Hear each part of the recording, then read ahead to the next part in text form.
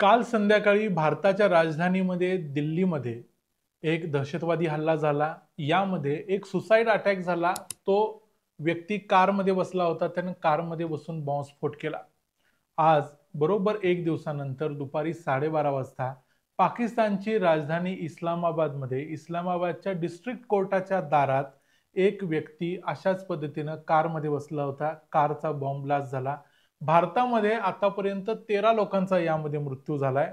काही ठिकाणी 12 सांगितलंय. पाकिस्तानमध्ये जो दहशतवादी हल्ला झालाय याच्यामध्ये आतापर्यंत 12 लोकांचा मृत्यू झालाय. पाकिस्तानचा हल्ला दुपारी 12:30 ला झाला. कालचा भारतातला हल्ला काल संध्याकाळी 6:45च्या दरम्यान झाला.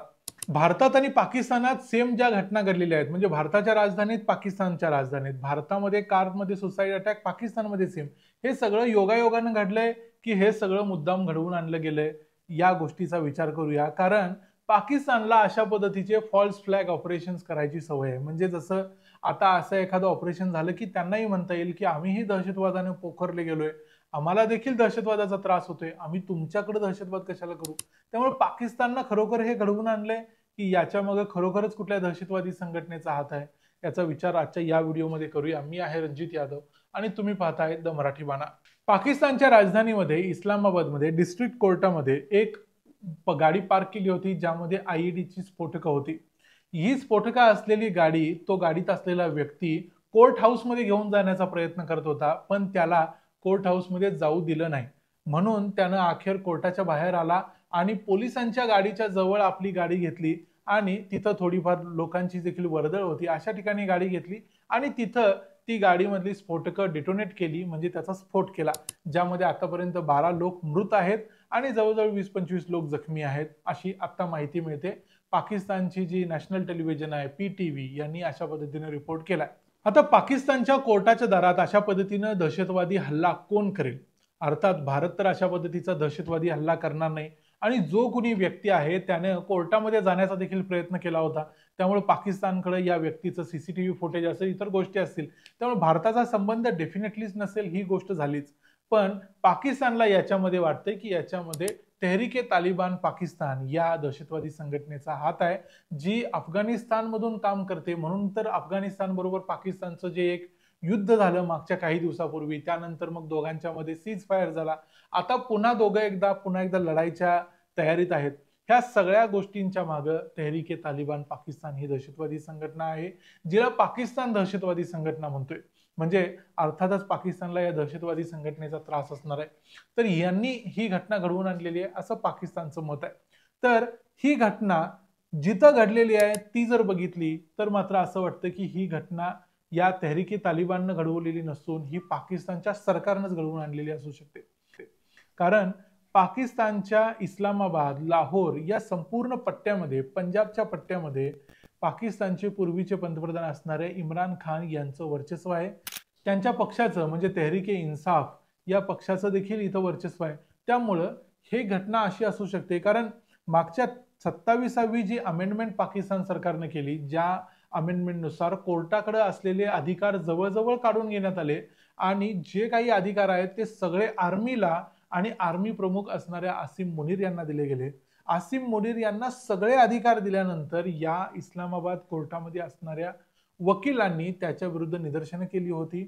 या निदर्शनांना थोपवण्यासाठी, दाबण्यासाठी हा दहशतवादी हल्ला पाकिस्तानच्या आर्मीनं आणि ISIनंच घडवून आणलेला असू शकतो. कारण पाकिस्तानमध्ये सामान्य माणसाच्या जीवाची तशी काही किंमत नाही आहे. त्यामुळं पाकिस्तान आपल्याच देशावरती दहशतवादी हल्ला करू शकतो आणि पाकिस्तानने याच्या अगोदर तिकडे वजिरिस्तानमध्ये वगैरे एअर स्ट्राईक देखील केले होते पाकिस्तानच्याच बॉर्डरमध्ये. त्यामुळे ही घटना आसिम मुनीर यांच्या आशीर्वादानं ISIनं आणि तिथल्या ISI पुरस्कृत दहशतवाद्यांनी घडवून आणली असेल असं देखील बोललं जाते. कारण इथं असणारे सगळे वकील देखील हे तेहरीके इन्साफ म्हणजे इम्रान खान यांच्या पक्षाचे निगडीत होते किंवा त्यांचे समर्थक होते असं म्हटलं जाते. आता याला फॉल्स फ्लॅग ऑपरेशन असं का म्हटलं जाते? कारण एक प्रकारे पाकिस्तानला ही संधी मिळाली की जे काही पाकिस्तानमध्ये होतंय, जो काही दहशतवाद होतोय, याला एकतर अफगाणिस्तान जबाबदार आहे किंवा भारत जबाबदार आहे असं त्यांना म्हणता येईल. भारतामध्ये आदल्याच दिवशी जो दहशतवादी हल्ला झाला आणि त्यानंतर भारत सरकार ज्या ऍक्शनमध्ये आता काम करते, नरेंद्र मोदी, अमित शहा ज्या पद्धतीनं डिसिजन्स घेत आहेत, त्यामुळं असं वाटतंय की पुढच्या 1-2 दिवसांमध्ये ऑपरेशन सिंदूर 2.0चं बटन दाबलं जाईल आणि पाकिस्तानवर पुन्हा हल्ले केले जातील. या सगळ्या गोष्टींची शक्यता लक्षात घेऊन पाकिस्ताननं अशा पद्धतीचं एखादं खोटं ऑपरेशन केलं असावं, जेणेकरून पाकिस्तानला आता म्हणता येईल की आम्ही तुमच्याकडे दहशतवादी हल्ला केला नाही, कारण आम्ही देखील दहशतवादाने त्रस्त आहोत. आणि दुसरी गोष्ट म्हणजे तुम्ही जर म्हणत असाल की आम्ही तुमच्या देशात दहशतवादी हल्ला केला, तर पाकिस्तानही असं म्हणायला मोकळा आहे की भारतानं पाकिस्तानच्या राजधानीमध्ये दहशतवादी हल्ला केला, सेम कारमध्ये बसून सुसाईड अटॅक केला. कारण दोन्हीकडे जो हल्ला झालाय तो सेम प्रकारे झालाय. दोन्हीकडे हल्ल्याची मोडस ऑपरेंडी सेम आहे. दोन्ही हल्ल्यांमध्ये जे मृत व्यक्ती आहेत त्यांची संख्या देखील सेम आहे. हे सगळं असताना पाकिस्तानला अशा पद्धतीने एक कारण मिळेल. 2001चा पार्लमेंट अटॅक झाल्यानंतर पाकिस्ताननं देखील अशा पद्धतीचे काही दहशतवादी हल्ले पाकिस्तानमध्येच केलं होतं आणि अमेरिकेला सांगितलं होतं की बघा आमच्यावर देखील दहशतवादी हल्ला झालाय, आम्ही दुसऱ्याच्या देशामध्ये जाऊन कशाला दहशतवादी हल्ला करू. या सगळ्या गोष्टींचा एक क्रम बघितला किंवा एकूण जर पाकिस्तानची आतापर्यंतची ISIची जी काम करायची पद्धत आहे ती बघितली, तर एक शक्यता अशी वाटते की पाकिस्ताननं हा दहशतवादी हल्ला मुद्दाम घडवून आणला. आता याच्यामध्ये पाकिस्तान येणाऱ्या काळात रॉचं नाव घेईल, आणखी भारतातल्या कुठल्या संघटनांची नावं घेईल, या सगळ्या गोष्टी शक्य आहेत.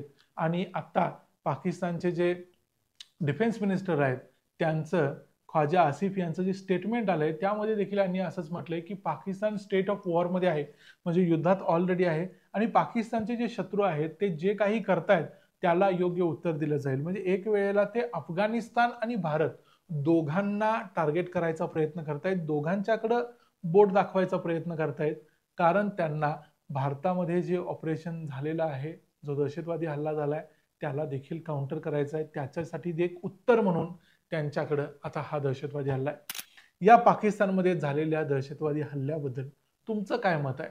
हा खरा दहशतवादी हल्ला असेल की खोटा असेल ते आम्हाला कमेंट्समध्ये जरूर सांगा.